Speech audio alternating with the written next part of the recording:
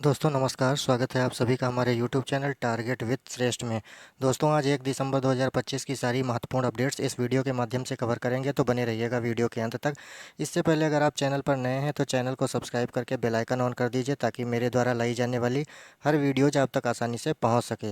दोस्तों इस चैनल के माध्यम से आप लोगों को डेली मॉर्निंग में अपडेट प्रोवाइड कराई जाती है। साथ ही विद्यार्थियों के लिए गवर्नमेंट एग्जाम से संबंधित जितनी भी लेटेस्ट वैकेंसी आती हैं या एग्ज़ाम रिजल्ट आते हैं वो सभी आप लोगों को इस चैनल के माध्यम से प्रोवाइड कराए जाते हैं।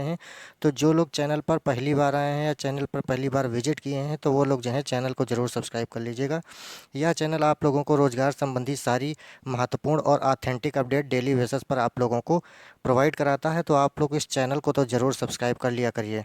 दोस्तों आज की इस वीडियो में सारी अपडेट कवर करने वाले हैं। इन सारी अपडेट्स पर एक एक करके बात करेंगे, तो आप लोग वीडियो के अंत तक बने रहिएगा।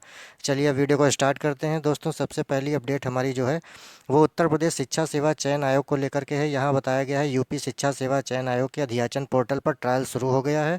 यहाँ देख लीजिए, बताया गया है दिसंबर में पोर्टल शुरू हो जाने की उम्मीद है। अध्यक्ष की नियुक्ति के बाद अध्याचन की तैयारी। यहाँ बताया गया है कि टीजीटी पीजीटी के 22,000 से अधिक पदों पर भर्ती का तैयार है प्रस्ताव।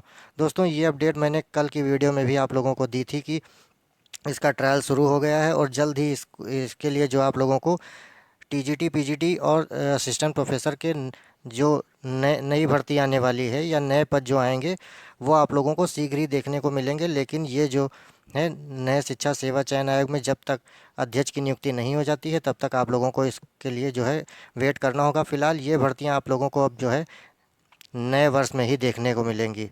फिलहाल चलिए बढ़ते हैं अब अपनी अगली अपडेट की तरफ। दोस्तों हमारी अगली अपडेट जो है वो भी शिक्षा सेवा चयन आयोग को लेकर के है। यहाँ बताया गया है आईपीएस भी बनेंगे शिक्षा सेवा चयन आयोग के अध्यक्ष। राज्यपाल आनंदीबेन पटेल ने अध्यादेश में संशोधन को दी है मंजूरी। यहाँ बताया गया है उत्तर प्रदेश शिक्षा सेवा चयन आयोग के अध्यक्ष अब केवल आईएएस अफसर ही नहीं बनेंगे। राज्यपाल आनंदीबेन पटेल ने उत्तर प्रदेश शिक्षा सेवा चयन आयोग संशोधन अध्यादेश 2025 को मंजूरी दे दी है। अब प्रमुख सचिव या उसके समकक्ष पद पर सेवारत या रिटायर अधिकारी भी अध्यक्ष बन सकते हैं। इसके अलावा किसी विश्वविद्यालय के सेवारत या रिटायर कुलपति किसी विश्वविद्यालय के 10 वर्ष तक प्रोफेसर और 3 साल के प्रशासनिक अनुभव संबंधी अर्हता में कोई बदलाव नहीं किया गया है। देखिए अब जो है विश्वविद्यालय में ये जो प्रोफेसर के लिए यह नियम निकला था, तो अगर इनको प्रोफेसर को ही इसके लिए शिक्षा सेवा चयन आयोग के लिए नए अध्यक्ष बनाना होता तो ये लोग कब का बना चुके होते। अब मान के चलिए इसमें जो है आईएएस या आईपीएस रैंक का अधिकारी ही इसके लिए जो है पात्र होगा और वही। तो आप लोग थोड़ा सा वेट करिए, जल्द ही आप लोगों को नए अध्यक्ष शिक्षा सेवा चयन आयोग में देखने को मिलेंगे। फिलहाल बढ़ते हैं अब अपनी अगली अपडेट की तरफ। दोस्तों हमारी अगली अपडेट जो है ये भी शिक्षा सेवा चयन आयोग में को लेकर के है। यहाँ भी बताया गया है कि नए वर्ष के शुरू में नई भर्ती की तैयारी।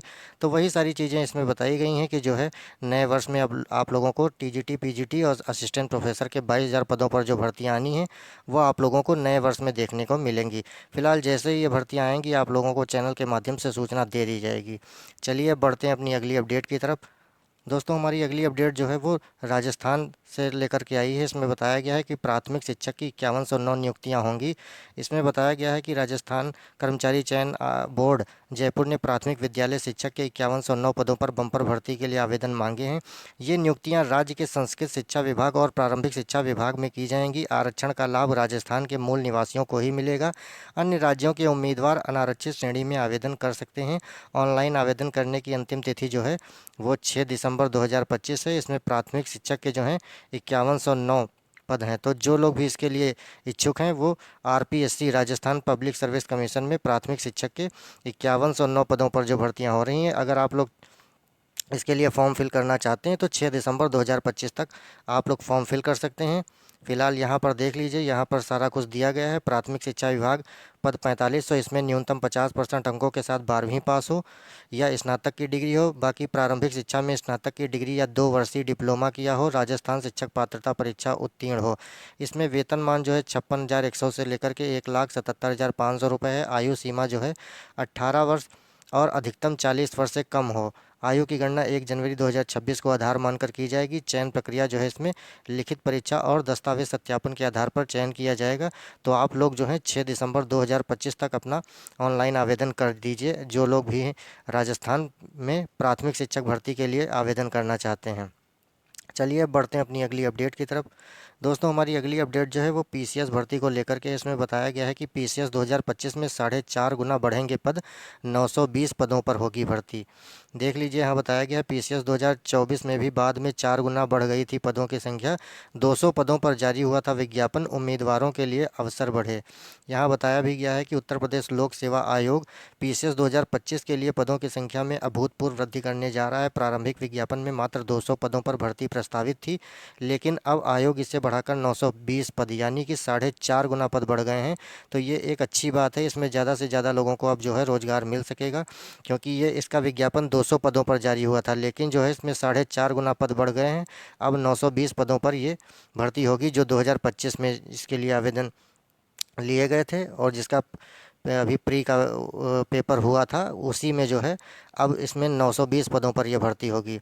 साथ ही यहाँ बताया गया है कि देख लीजिए यहाँ पर पीसीएस 2025 की प्रारंभिक परीक्षा 12 अक्टूबर को संपन्न हुई थी। आवेदन करने वाले 6,26,287 उम्मीदवारों में से केवल 42.50% आवेदक ही उपस्थित हुए, यानी लगभग 3.60 लाख से अधिक अभ्यर्थियों ने परीक्षा छोड़ दी, जबकि 2.66 लाख अभ्यर्थी ही परीक्षा में शामिल हुए। अब आयोग परिणाम को अंतिम रूप देने की प्रक्रिया में है। अनुमान है कि प्रारंभिक परीक्षा का परिणाम इस सप्ताह जारी किया जा सकता है। बाकी यहाँ एक चीज़ बताई गई है, पीसीएस 2024 में प्रारंभिक 220 पदों से बढ़ाकर 947 पद कर दिए गए थे। अब पीसीएस 2025 में प्रारंभिक 200 पद से बढ़ाकर 920 किया जा रहा है। तो ये एक अच्छी खबर है भाई। जो 2025 में जो लोग इसके लिए आवेदन किए थे पीसीएस के लिए, अब जो है 920 पदों पर ये भर्तियां की जाएंगी। चलिए अब बढ़ते हैं अपनी अगली अपडेट की तरफ। दोस्तों हमारी अगली अपडेट जो है वो बिहार से लेकर के आई है। इसमें बताया गया आज से आवेदन फार्म में त्रुटि सुधार कर सकेंगे। ये जेई मेंस की अपडेट है। यहाँ पर बताया गया है कि national testing agency JEE mains 2026 के लिए आवेदन प्रक्रिया समाप्त हो गई है। अब छात्र आवेदन में त्रुटि सुधार कर सकते हैं।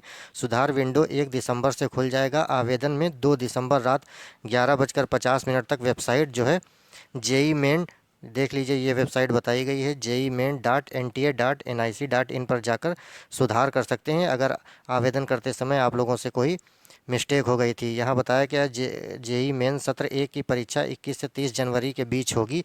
हालांकि आवेदन में अंक और पात्रता राज्य कोड से संबंधित विवरणों में कोई बदलाव नहीं होगा। एनटीए ने उम्मीदवारों को परीक्षा शहर बदलने की अनुमति दी है, लेकिन परीक्षा केंद्र स्थायी या वर्तमान पते और सीट की उपलब्धता के आधार पर तय होगा।